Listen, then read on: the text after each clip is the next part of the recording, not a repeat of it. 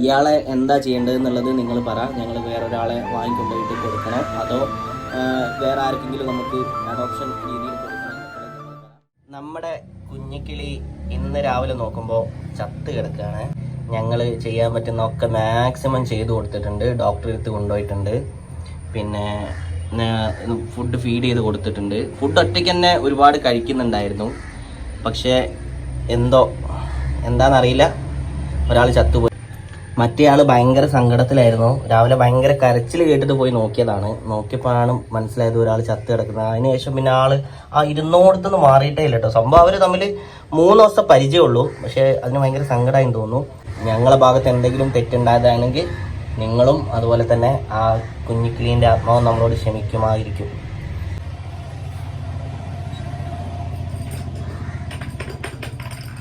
അതിനാ ചുണ്ട് ഇല്ലായിരുന്നെങ്കിൽ അത് നന്നായിട്ട് ഫുഡ് കഴിക്കുന്നുണ്ടായിരുന്നു കേട്ടോ. ഫുഡ് കഴിക്കുന്ന വീഡിയോ ഞങ്ങൾ എടുത്തു വെച്ചിട്ടുണ്ട്. ഞാനൊന്ന് കാണിച്ചു തരാം. നന്നായിട്ട് ഫുഡ് കഴിച്ചുകൊണ്ടിരിക്കുന്ന ആളായിരുന്നു. എന്താ സംഭവിച്ചത്? ചിലപ്പോൾ എന്തെങ്കിലും ഈ മുറിവൊക്കെ ഉണ്ടായിരുന്നല്ലോ, ആ മുറിവിലൂടെ വല്ല ഇൻഫെക്ഷനും കാര്യങ്ങളും അങ്ങനെ എന്തെങ്കിലുമൊക്കെ പറ്റിയതായിരിക്കാം. വളരെ ദുഃഖകരം.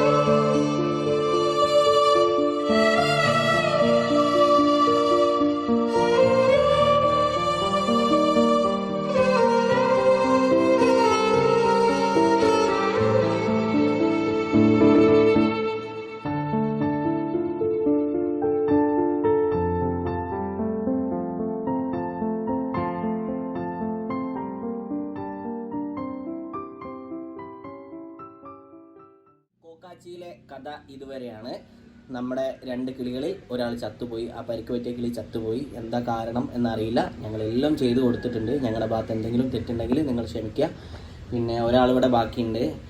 ഇയാളെ എന്താ ചെയ്യേണ്ടതെന്നുള്ളത് നിങ്ങൾ പറ. ഞങ്ങൾ വേറൊരാളെ വാങ്ങിക്കൊണ്ടുപോയിട്ട് കൊടുക്കണോ അതോ വേറെ ആർക്കെങ്കിലും നമുക്ക് അഡോപ്ഷൻ രീതിയിൽ കൊടുക്കണോ എന്നൊക്കെ നിങ്ങൾ പറ.